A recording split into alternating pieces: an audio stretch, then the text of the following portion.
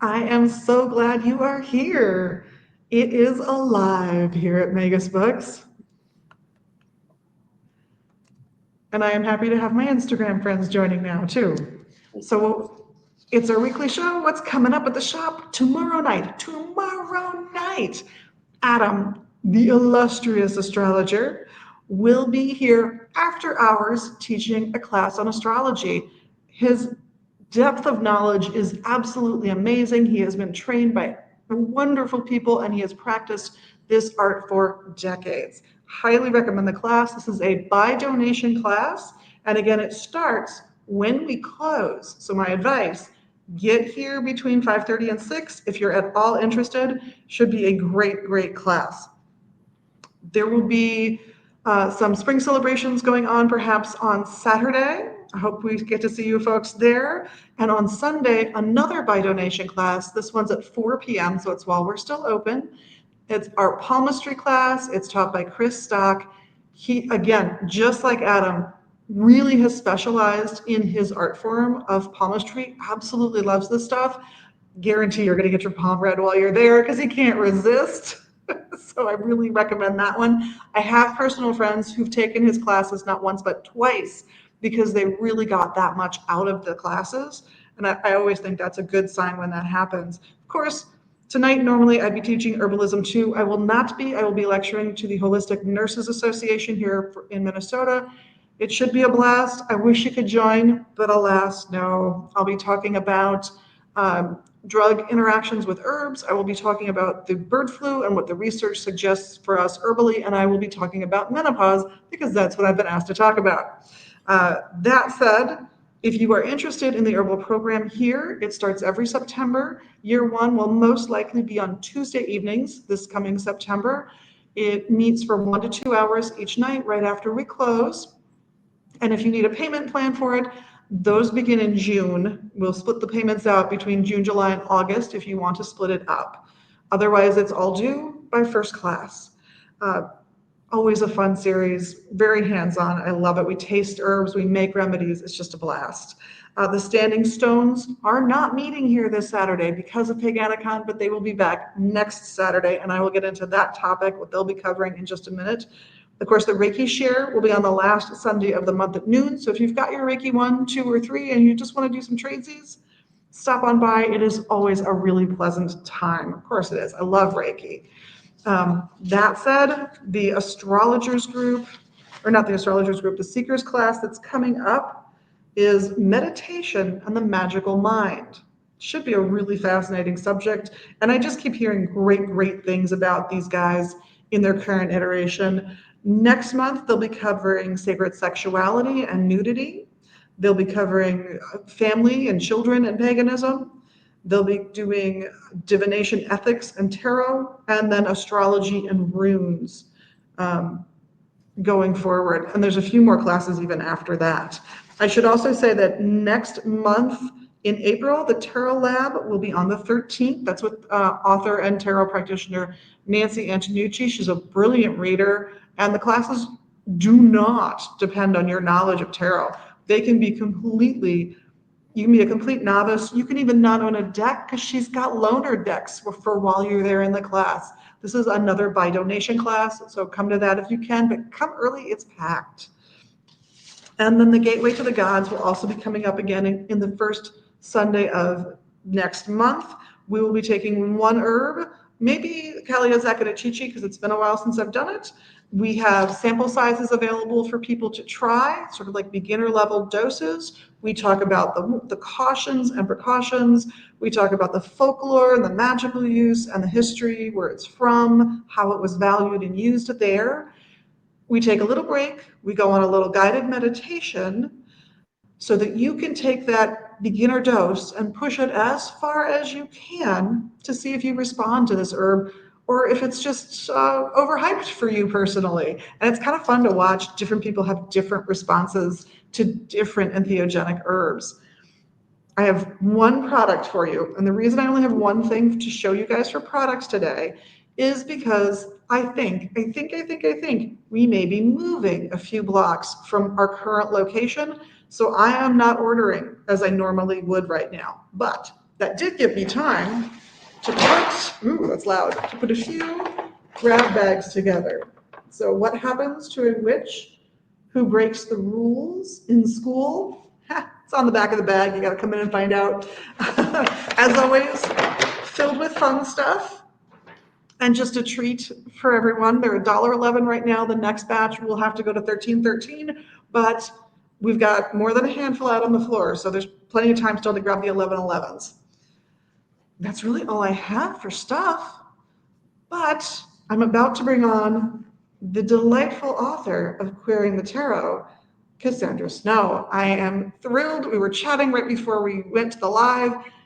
She is fantastic to speak to. And I'm delighted she's here. You can have a sip, it's okay. So she has been writing books for a little while now. This one comes from Wiser Publications, and it seems like you've got a really good working relationship with them. I do. I love working with Wiser. My editor there, Catherine Sky Peck, also does my covers. Just really brilliant creative in her own right. Would absolutely love to see, and I don't even know if she wants this, but like a project that is like just hers one day. But yeah, I really love working with them. I feel like with Catherine watching my books, I've really grown, I feel like leaps and bounds with every single book. And so I'm really, really excited to see what happens with the one that's coming out. You have a new one coming out? Oh my goodness. Yes. I had no idea. What is the new one about? So the new one is called Tarot in Other Words, and it is actually an essay collection that I curated and edited. It has 9 incredible writers plus me on it, including a few local gems. And the book itself is essays on queer tarot topics, was sort of the way I pitched it to contributors. And it really runs the gamut. There's some really beautiful personal essays in there about when people were going through difficult times. The first essay, for example, is by Azali Earthwork, who has been really dealing with some intense grief. One of the people she was closest to in the world passed away a couple years ago. And so she wrote us a beautiful essay on grief and queerness, and ended up going sort of card by card in the majors to do like a grieving fool's journey, and walked us through that. It's really beautiful.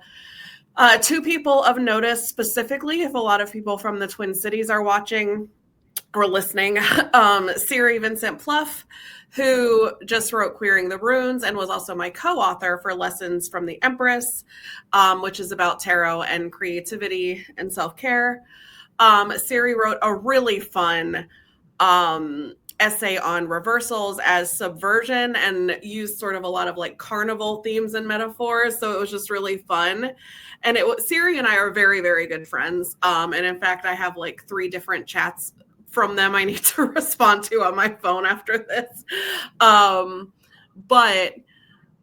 they sent it. So we have a different working relationship that I might with other people because we work together a lot too, but are so close. And they sent me an essay and they were like, is this too much? And I was like, no, it's perfect. Because I also love circus, that one's super fun. And then I was so excited. I had someone really let me down. There was someone I thought was, if not a friend, then a very friendly acquaintance who wasn't local, who was super gung-ho about the project and then just became more and more unreliable.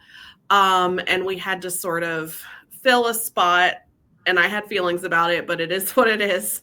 But the person who stepped up was Janetta Petrus, who is Minneapolis and is the current poet laureate of Minneapolis, which is incredible. And she wrote truly one of the best things I've ever read in my life, which was an essay on the High Priestess as Black femme memory.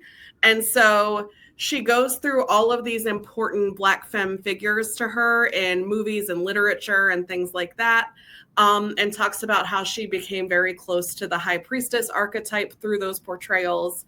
And it is just, I read it and I was like, I don't even know how to edit this. Like, to me, it feels perfect. And so the only things where there were some spots where she like typical writer stuff. There were some spots because it was a rough draft and we were on a deadline that like thoughts weren't finished, or I was like, oh, did you mean this word? Like, so really little, but it's great. I love it. And then I sort of piggybacked on my own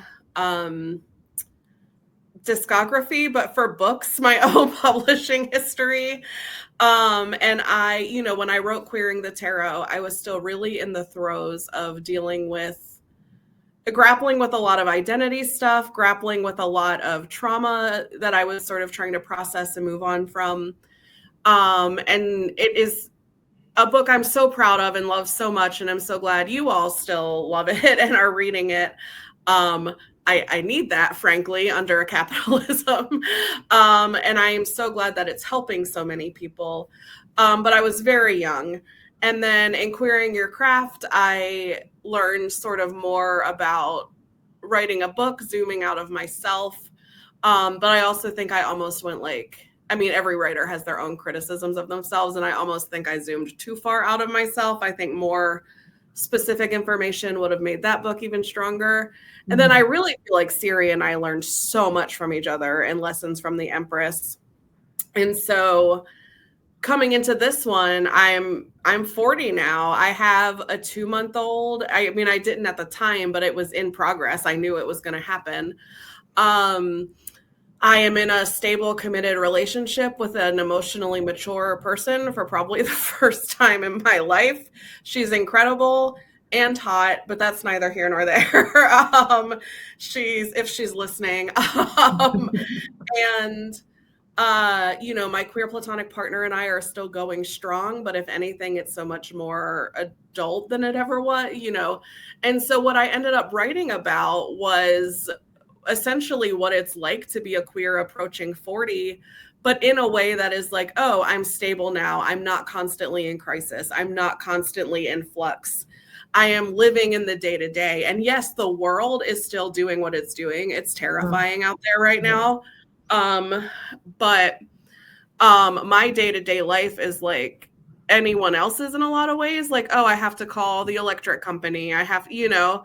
And so I kind of wrote about how I use tarot cards for day-to-day things. But even so, like, as a creator, how do I bring my queer voice into today? How do I meet the moment while still meeting myself where I am?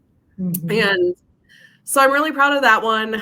And then, and essentially, like, how do you use the majors and how do you use the minors, but some of the majors as well, to build a queer life that you're really proud of and that feels stable even as chaos reigns. And I think that'll help people that have been following me since the beginning. And then the other essay that I wrote is how do we queer the questions themselves? Because so much our experience with the tarot is really, and we see this with clients all the time. I'm a working reader as well. That's how I pay my bills. Spoiler alert, if anyone thinks that you pay bills by writing books through a small but mighty publisher.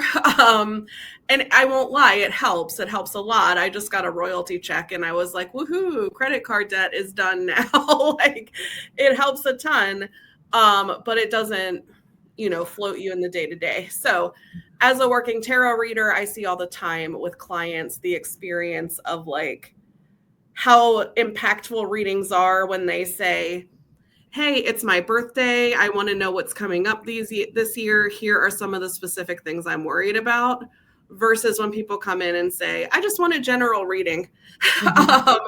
And so I wrote an essay for queer people specifically of how to ask really good, impactful questions that address who you are and what your values are, however different they may be from the mainstream, and get that really solid, impactful answer from the cards that you're looking for. That was so much rambling. I'm so sorry. But rambling is great. Rambling is great. I think you make a good point, though, about how to phrase the question. Because the underlying premises culturally that sit there on top can really ride roughshod over your individual need, no matter what it is. And I'm of that in-between ignored generation. Yes, I am. Oh, me. Oh, poor Gen Xers. Yeah, where people have asked, well, what is the thing you have? Why don't you use the pronoun thing? Why don't you do, because I had two choices when I was 15 to 20 years old. It was to laugh at the morons for not interpreting me correctly, or be permanently angry and gradually go insane. My tact, my choice was to laugh at the morons and go, I get that you don't read me right. It's cute that you're trying. And it also taught me a lot about how heavily personal perspective can weigh in on how you interpret what someone else says Yeah. and how that can sneak up on you. It doesn't have to be about, you can be completely fine with gender issues, sexuality issues, any of those things, but come at it from such a classist perspective unwittingly that you're Yeah. stumbling in exactly the same ways. It doesn't matter. Yeah. So I think Well, you and raise a good point about couching the question well. yeah, absolutely. And I am non-binary and use they them pronouns primarily.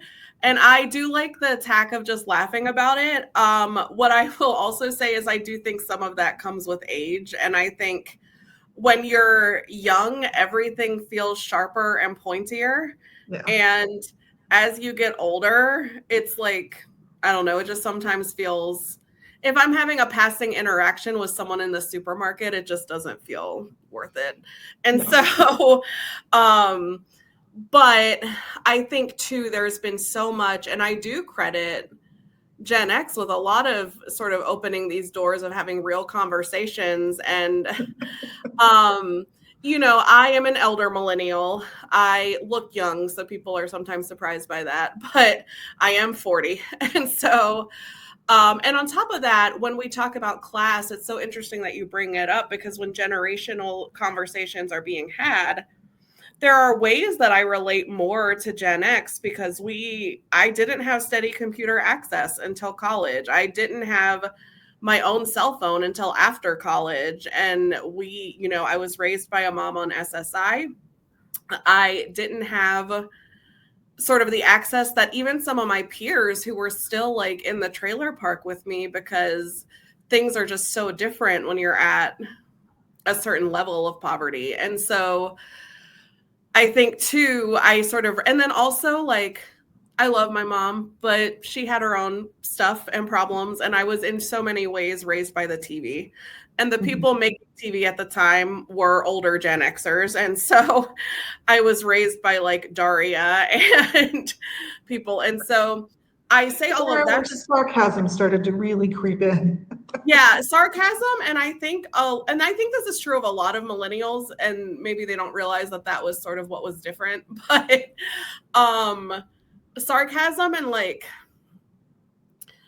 almost what I call like a liberating nihilism of like, oh, maybe none of this matters because the people in charge are ruining it all anyway.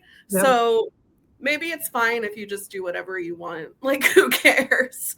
And so but like I said, I credit that generation with opening a lot of those conversations of like what is really happening and what is really going on. And I love, like, I know a lot about you because you're also close with Siri. And so, um, and so I think there are people like you who have really adapted with the times and maybe just wish there had been some exploration of stuff sooner. Um, there are people who I think this is true of every generation get stuck where they sort of hit adulthood and have Yeah. a hard time adjusting. So I get why people are critical, but um anyway, all of that to say, I think it's so important that the conversations about sort of self and independence, and I'm a much bigger fan of interdependence, but I don't Yeah. think we'd be having that conversation if that older conversation hadn't started. Well, and And I I think, think generationally, I think we have to shake up perspective. yeah, If we don't shake up perspective, then I do think the odds that you will completely misinterpret the person you're speaking with yeah, because you don't get their perspective at all, because you've just never yeah, been jarred out of your own. I think that really, this is one of the reasons they say travel, go somewhere else besides where you live, yeah, read literature from other countries, that kind of thing, because it affects your ability, your intelligence yeah, about how people live and exist, you know? absolutely. Well, and I have a lot of friends who are quite a bit younger, and I have a lot of clients who are quite a bit younger, and I learn stuff from them all the time. Like just like I'm always learning from people older than me and older than both of us, like actual elders in the community and stuff. I'm also learning from that bright-eyed, fresh, like eager perspective of people joining and being like, oh, I just read this, and through today's lens I interpreted it this way. And I'm always like blown away by that. I am always like, that is so great. I don't think that's what I would have gotten if I read it, and now it like changed my whole perspective. Exactly. It's why one of my favorite questions when I'm doing training is, well, what do you think? Let's start with where you are and then have a conversation. Yeah, At first, blow me out of the water or not. Either way, it's fine, but tell me where you're yeah, at. And then we can go forward because where you're at matters in that conversation. absolutely. Love that. Yeah. So tell me, because we haven't done any basic questions because you're good at this. Thank you. If by that you mean I'm just a yapper who never shuts up, then yeah. I love that. What inspired you to start your writing journey? I want to hear about your tarot journey, but what inspired you to really start digging in and really sitting at a computer and plunking out pages upon pages of things? I love that question so much because a lot of times, yeah, we do start with tarot, and that story is a little bit darker, but we'll get there in a moment. I think a lot of what started my writing journey with tarot, I've always been like a hobby writer. I've always been a prolific reader. If you can see, nope, you can't. But yeah, this giant stack of books is my one of my three current TBRs. There's a digital one and there's one upstairs as well. And a lot of the digital one is like blurbs I'm doing for people and stuff, but still. I've always been and then these are the books I've already read, the ones under the lamp this month. So reading has just always been the crutch I turn to. And I think anyone that is reading that much is prone to writing as well, even if it's just journaling or scribbling out ideas or whatever. And when I was a kid, if I was having, and even a teenager, a young adult, if I was just having a lot of feelings, I would just like write a short play about it, or I would start a novel that, thank goodness, I'll live in a drawer somewhere and no one will ever see. My queer platonic partner is on strict orders to burn them upon my death. Don't trust that. Don't trust that. My partner passed away 2 years ago. I absolutely will never destroy Dracula Drives a Chevy. It's not happening. Oh no, you shouldn't. That's so good. But yeah. So I think as I got old, and then when I hit college, I have ADHD. I was undiagnosed until I was like 35, 36. So college was really difficult for me. I specifically have trouble staying attentive if people are talking for a long time, which is like what college is. It's just people lecturing. And I will be honest, for my first 4 years, I don't think I heard a single word that a professor said to me, no matter how hard I tried. And so I got everything I wanted from reading. But what floated me, and the reason I still got decent grades, especially as I got close to graduation, was I was good at writing papers, and I was good at condensing the ideas from the reading and what I think maybe was said in class into something readable. And I also really enjoyed it. Like when I graduated college, I heard the baby scream, but sometimes she does that in her sleep. I think she's okay. So,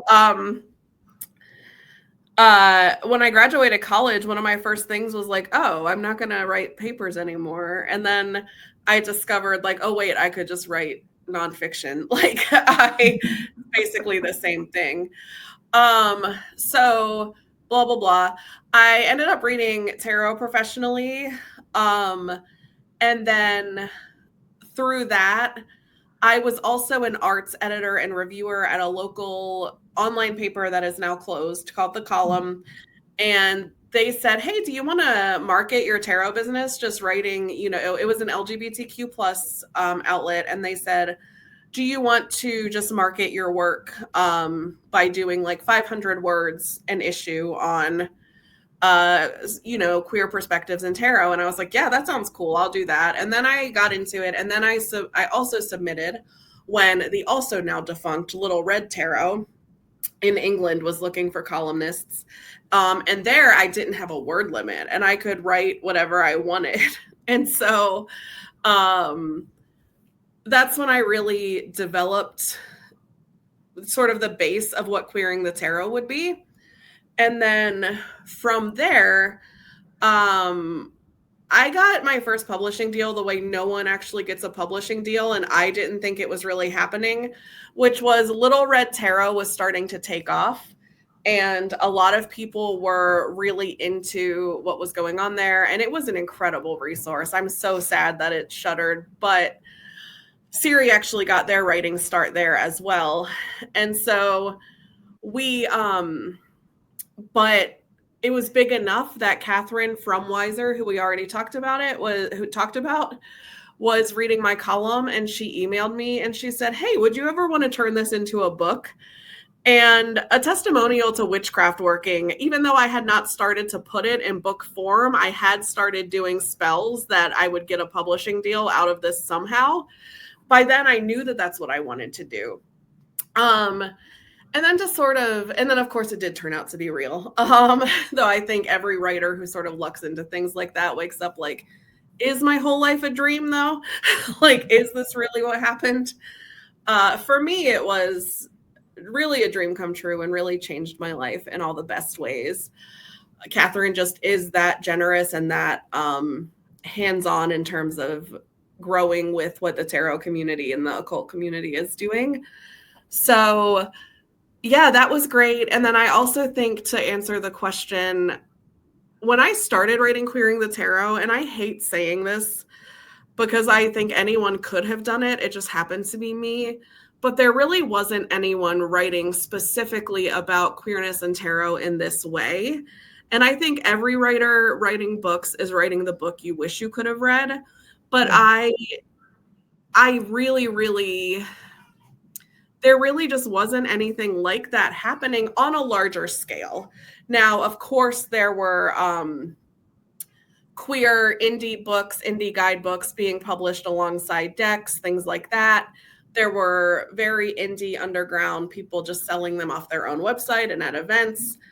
But I didn't even discover a lot of those until like Queering the Tarot was out and I was going places and seeing them. So there just really wasn't anything being done. And so with Queering the Tarot, I wanted to really drop into the occult literary scene with something that was so necessary, but also very fresh. And I love that Catherine really reflected that in the deck used, in the cover art, and all of that. And I think the way it came together was just really beautiful.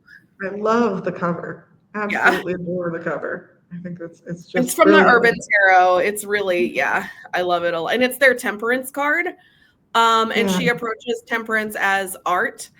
And there's parts of the card you can't see, but that's fine. That just means you should pick up the Urban Tarot and see the whole card. Because she is also an incredible, awesome, artistic trans woman who put that together. So very nice.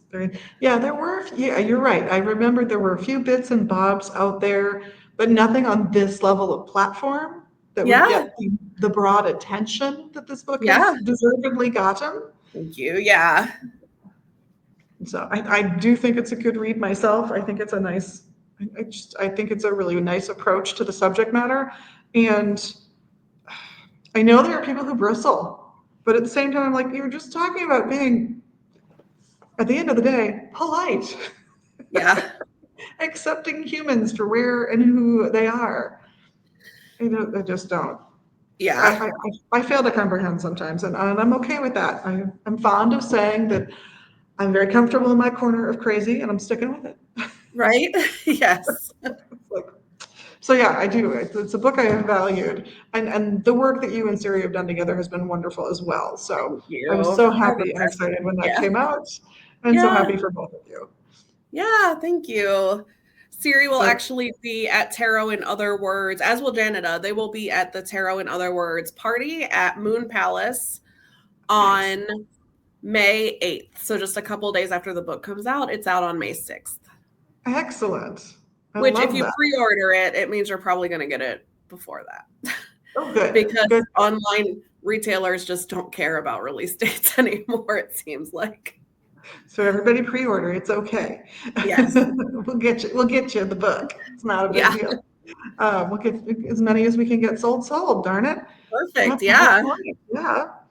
Yeah. So I know you alluded to it, and that it's a darker tale, but what Give brought me you? 1 second. I'm going to grab my kiddo. Oh, yeah, please do. Please do. I love a guest star. So we were talking about this before we went to the live about how we have absolutely supported people bringing their babies to work with us if that's what worked in their lives.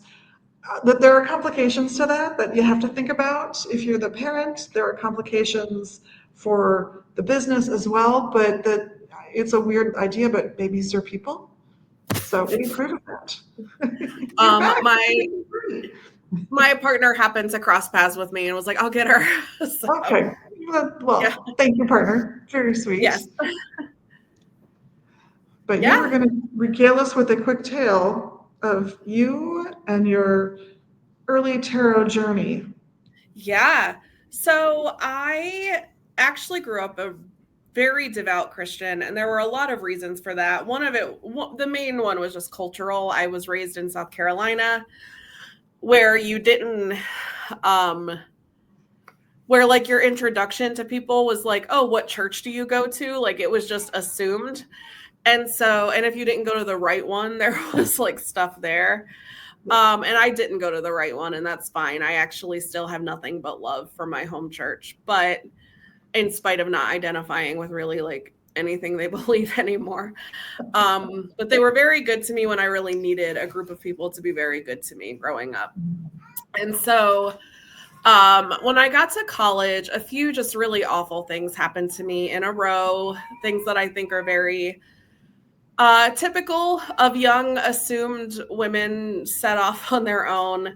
And it was really hard and really scary. And the group of Christians that I had fallen in with at my first college were not the same as the ones I had been raised with. And they were really judgmental, really victim blamey, really, and even the ones that were sympathetic were like, well, if you just pray about it, you won't hurt anymore. And like, God will take your pain away. And I was feeling really lost because none of that was helping and none of that was working. And I was raised with enough self-esteem that like, I really didn't think it was me. I really did not think that I was the problem. I ended up, fast forward to a few months. I'm so sorry if you can hear her crying. No, it's fine. Again, babies get to talk. That's one of our rules. The partner is doing awful things to her, like forcing her to have her diaper changed and forcing her to put clothes on again. With Truly cruelty. messed up stuff. Yeah. And so, yeah. But, yeah. And so fast forward to, I was also kind of living a double life because I was a theater major, and the crossover of my friends in theater and the Christians I had fallen in with was minimal. And I felt more free and frankly was having more fun and felt more supported and accepted by the non-Christians of the theater. And a lot of them were, it just did not reflect that same very fundamentalist way. And we were just hanging out in the dorm basement one day. That sounds sketchier than it was. It was like a place we could hang out. Like it was mildewy and whatever, but it also like there were chairs and tables and whatever down there. So we were hanging out down there. And someone brought out a deck of tarot cards, and I was honestly afraid. I was like, I don't know what this is. And then someone put a deck in my hands and was like, hey, you're psychic, give these a try. And that was never a word I would have used to describe myself at the time. And so I was like, what do you mean? And they were like, you're always just saying things are going to happen and then they do. And I was like, doesn't everyone do that? And they were like, no. And so, of course, I couldn't really read with them, but I got really interested in them. And it definitely was not as scary as I thought it was going to be. And it was the old, if anyone remembers, the old sort of novelty Lord of the Rings tarot deck that looks very cartoony. And it also, what I was able to do and what I thought was so cool about tarot at the time, and is still so much of how I read, is that deck has like sentence long excerpts from the Lord of the Rings that sort of they feel fit with the card, which now I'm such a older experienced reader that when I look at that deck again, I like disagree with them about which Lord of the Rings excerpts I would have put on the card. But at the time I was like, oh, that's really cool. So I was able to like look at what I got from the picture and look at what they said and then look at the guidebook about what the card meant. And I very like my first experiences were developing that synthesis that I think really is what tarot reading is. And so I was very interested, like I said, and excited. And so my roommate at the time, who I did not get along with, but she had a tarot deck that did scare me a little. It was called the Witch's Tarot. But still, whenever she was not in the room, I would take it out and play with it and then put it back. Eventually, I got my own deck. I think I'm having trouble remembering which one was first anymore, but I know the one that really started me on the reading journey professionally was the Spiral Tarot. And It's a good deck. yeah, it's the one where everything really just clicked and everything really was just like, oh, okay, I get it. And then from there was like such a demand for and at first I'm just reading for friends. And then, the demand got really high. And then I ended up getting like quit, fired, laid off from my last arts admin job that I had. And I was so sick and I was like, what if I just really try to make this happen? And I will say, have honest expectations and some way to make money that is not your fledgling business. I did closed caption transcriptions for TV and movies for literally years before I had a steady tarot business. And if I hadn't had that, like I literally wouldn't have been able to eat. And so, but it also gave me the freedom and time to really pursue this. So That's amazing. thank you. Great. That's a great origin story. I love that. Yeah. I Yeah. am so sorry you went through crappy experiences in college.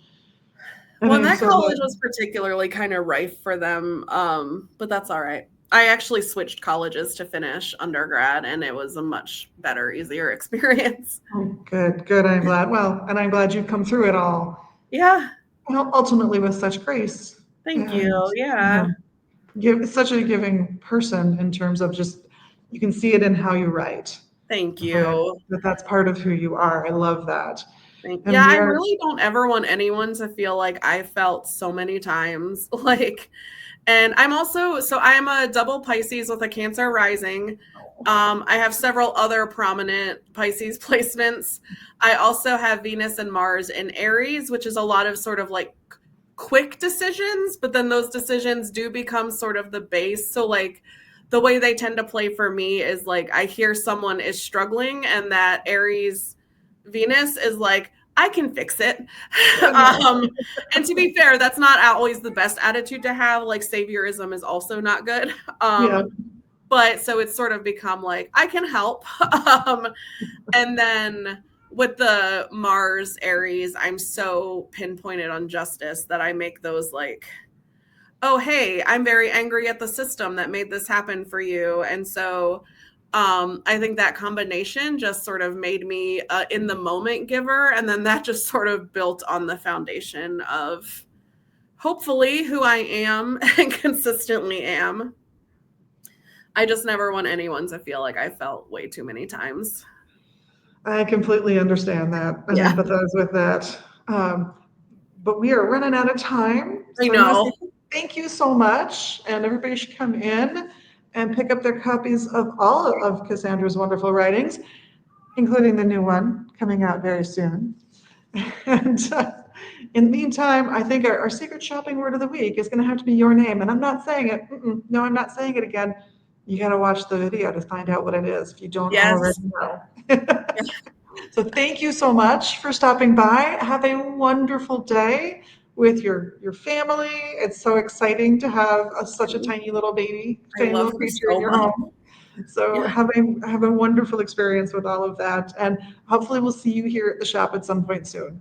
You absolutely will. Thank you so much. Okay, blessed be everybody out there.